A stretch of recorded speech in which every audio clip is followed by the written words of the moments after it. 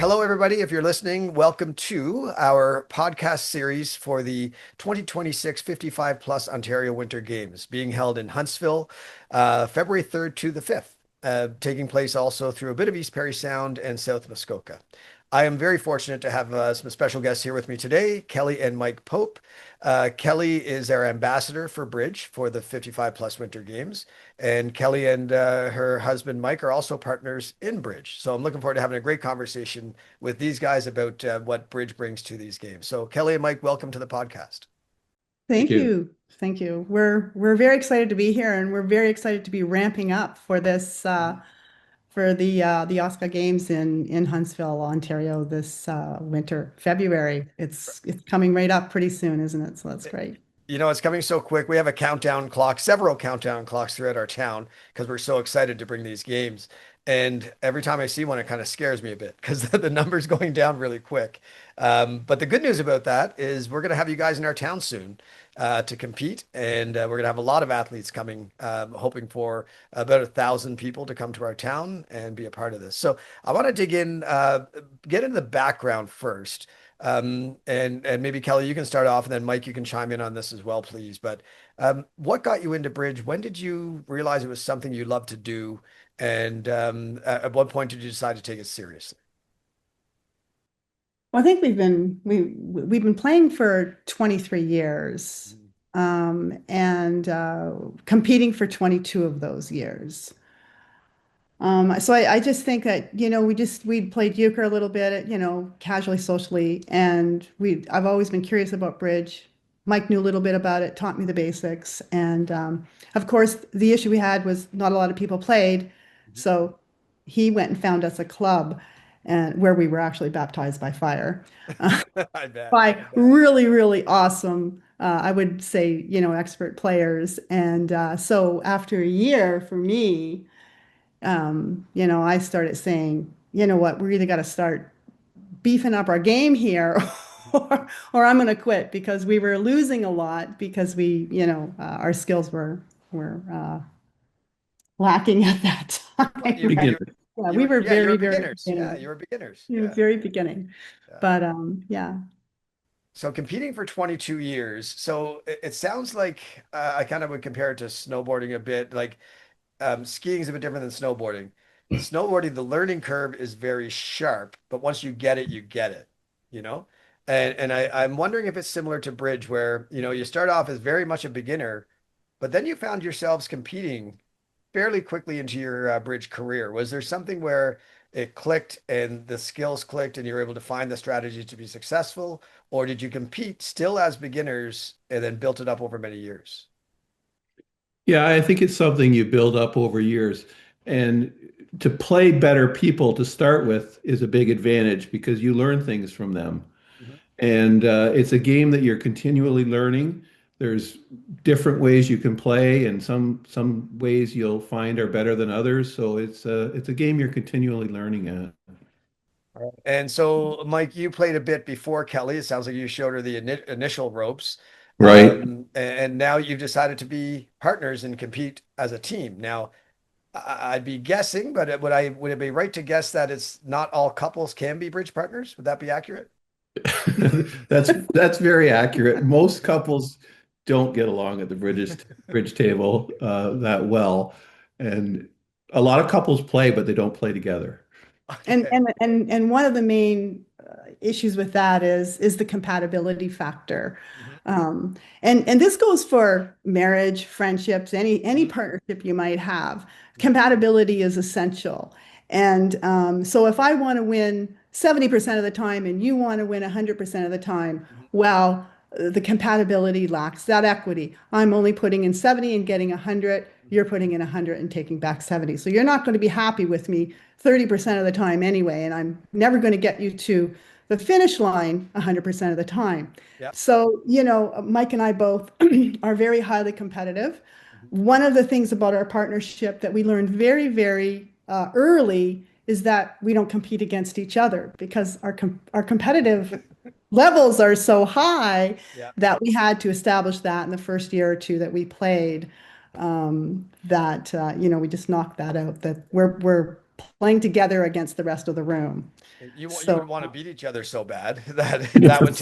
that would be the most important thing, right? And I could see that, and I kind of I think it's a testament to your marriage and partnership in life that you can take that and put it into a competitive sporting experience where you have to be compatible, your values have to be aligned on what you want out of it, and it's not an individual sport the way you guys play it. So I imagine that that's critically important and something people probably don't think about. That's an interesting take. Yeah. And you play against other couples, and I bet you probably play couples where or partners where their needs and values aren't aligned, and it probably doesn't result in a good partnership, I would think.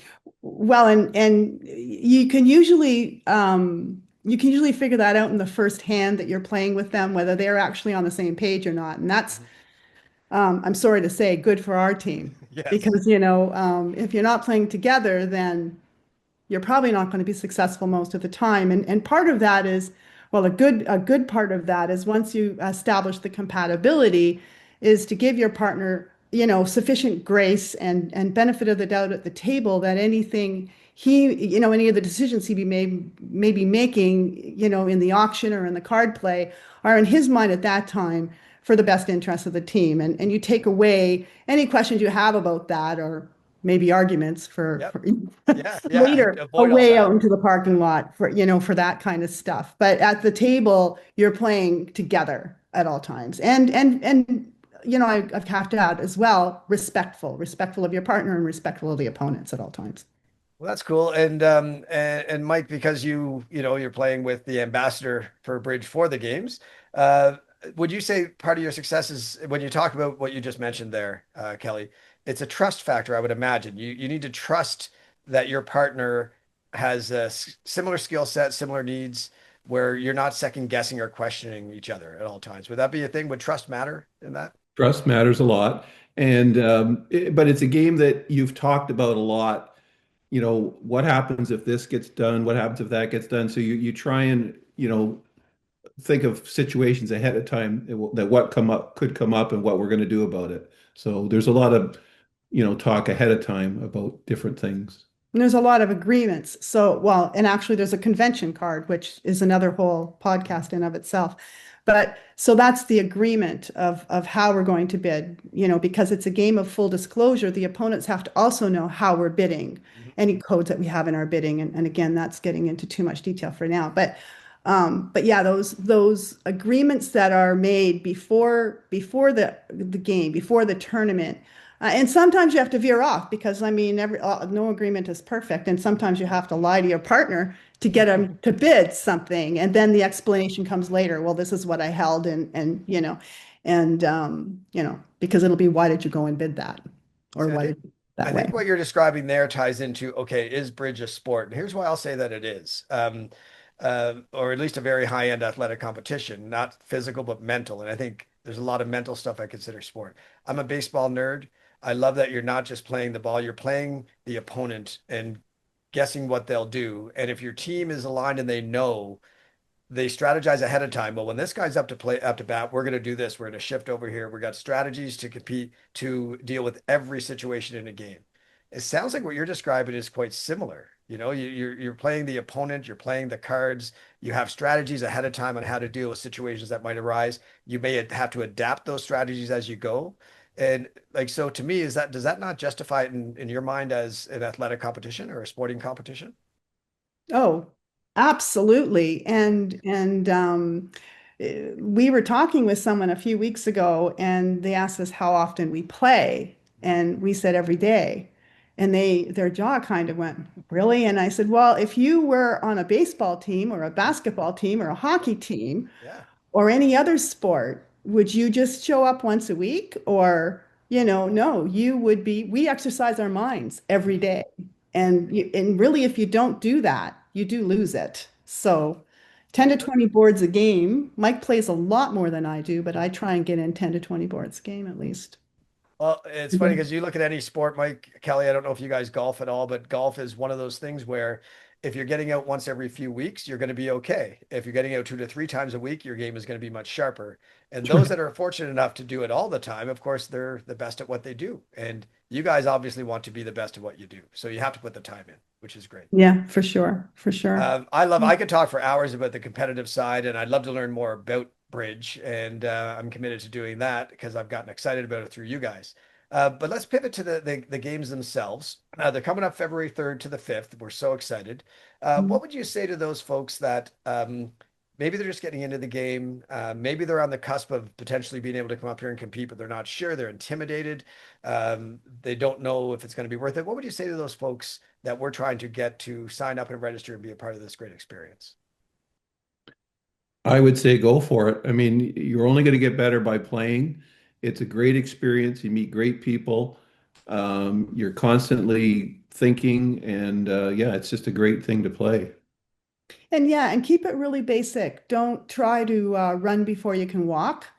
Um, like anything, you got to build it up, like we talked about a little bit earlier. You build it up, and tournaments. I mean, tournaments can seem very, very intimidating at the very beginning, but they do teach you um, the poise you need to play at the table in person. There's a lot of online stuff you can do, but it would be great just to get out to the tables and play in person. Yeah, learn the basics. And have fun. That's the most important thing. And find yourself a partner who's compatible and that both of you can have fun. Because back to that compatibility, it doesn't mean that, two people that are coming to the table as a partnership, if they only want to win 60% of the time, they're both getting what they need out of that. And that's the most important thing. They're both having the fun that they want to have, and they're getting what they need out of the game and what they want out of the game. Well, that's a great message to those that are considering coming up. I think, like any sport, um, I've learned in anything I've done, whether it be golf, hockey, or baseball, I have a lot more fun if I'm simply willing to accept my skill level for what it is at the time. Always wanted to get better because I'm ultra competitive. I want to be the best at everything, but sometimes you have to accept you're not there yet. And if you don't accept that, the fun can go away pretty quick in any sport. So that message to anybody listening, I think I'd like to reemphasize what Kelly and Mike are saying. If you're coming to any event and you're happy just competing and having fun and you win a little bit, that's great. Come up and have that experience because that's what we can provide at the games. Now, you guys are probably aware we have some great things planned. We have winter has hit us. Winter is Yes, here, and it is so the it Winter has. Games. We have a middle night being planned. You guys are gonna love it. It's gonna blow your mind. It's gonna be a lot of fun. Middle night for those listening, it's right in the middle of the games where we get everybody together and we do something special. So it's not just the competition. We want everyone to have a good time at our town. We have some new things that have happened in Huntsville, like a Forest of Light. That's a 1 kilometer trail through the woods that is really cool. So we're giving people coupons to attend that. And we have a lot of side events planned. So I think that's going to be exciting. Um, I'm really Aside looking from forward. the competitors side, spectators, we of course want spectators to come and enjoy this. I think we talked in the past about how you spectate bridge. There's probably locals that play bridge that want to come see some of this. So describe that again, the kibitzing side of how you spectate bridge. So you just have to get permission of the people playing at the table, and as long as it's okay with them, you can sit and kibitz or watch the game being played. Yeah. Okay, that's And good. yeah, yeah. And yeah, you can convince one player at the table. You're not allowed to convince more than one player, just, Okay. and again, like Mike said, having the permission from the opponents or it's really important because some people get nervous with people watching them Mhm. at the table, and we never want our opponents to be so nervous that, that's going to affect their play. No, we have to respect they put a lot of time and preparation into this event, right? So we want to respect that from them. And how likely is it if somebody does want to kibitz that they could find themselves getting permission to kibitz a player? Well, most people won't care. Okay. Like Kelly said, some people might be nervous about it, but most people would welcome the opportunity to have someone sit and watch and maybe learn something. Great. And that's I'm glad you mentioned learn something. So the reason I'm going to go kibitz a bit of the bridge competition is I want to see this in action. I love any high level competition of anything. I'll watch curling to hockey to everything under the sun. So I want to go and learn and watch it at its highest level. And so those of you thinking they'd like to do the same thing, reach out to us, find out what you need to do to get that done, and we'll help you out with that. Any other lasting messages to the folks that maybe are considering taking up bridge themselves, or those that have no idea what bridge even is, but they do like playing cards? It sounds like the barrier of entry is not so steep that people can't decide to get into this because you guys decided 23 years ago. So what's the message to those that you want to get into playing? Because you are also a coach, certified. I believe you both are. Yep. Yeah, you're both certified coaches, so you're giving back to the game. So, with that background as coaches, yeah, what would you say to somebody that wants to get into this? I would say if you're a card player, bridge is another level. They call it the ultimate card game because Yeah, once you play bridge, you're not going to want to go back to euchre or hearts or any of those other games. It's just that much more challenging. And yeah, that's I would welcome anybody to try it because once you get into it, it is a fairly steep learning curve initially, but Mhm. once you get the basics down, and yeah, it's a great game. And I think, the lifelong learning challenge for me is what really intrigued me about the game. The more I learn, the more I know there is to learn. And it's, I mean, I don't want to say this too loudly, but it's a humbling game in a lot of the ways because as soon as you think you've got it, you're going, oh, wait a minute, there's one more level to go. There's one more level to go. And the exciting thing about tournament play we've experienced over our bridge career playing in Australia, the UK, across the US and Canada is, you do play, you get the opportunity and the privilege to play against world-class players. Whereas, you mentioned golf and other sports, the chances of you coming up against, for instance, Tiger Woods in one of your tournaments is probably nothing. Yeah, But nothing at we all. have come across many, many world-class players and have had the privilege of learning from them. We've done well against them. Of course, they've done well against us. Yeah. But in all that, very, very, a really lovely experience at the bridge table because it's just great learning from those kind of folks. So, if you're going to come into bridge, there's all kinds of mentorship all around you. And most people at the bridge table will just welcome you and be happy to help. Well, that's a good message to those that are thinking the barrier might be too steep or it's not something they can do. Get into it. Let's go. Get into something that you can be passionate about, and it can be a lifelong thing. You can start at any age. You can play to any age. For Um, sure. but I love what I'm getting from you guys, and the reason I'm excited about what Bridge brings to these games is, I mean, you see our whole message is all about healthy living. We're all about play well, Hear Well, Be Well is one of our big sponsors. They're getting all about personal health and wellness. I think our entire GOC our games organizing committee is all about that same mantra. I think what you're seeing here, people talk about health as you age, and they tend to only think about physical health. But what Mm. this game, I think, is doing is it's keeping you sharp mentally, and that's almost more important at times as we age. And I'm just north of 50 now, and I know that if my brain rests and isn't doing too much, it can turn to mush. So I love that this game gives you that, and can keep people sharp for the rest of their life. And I think you probably experienced that, I would suppose. Oh, oh, yes, the cognitive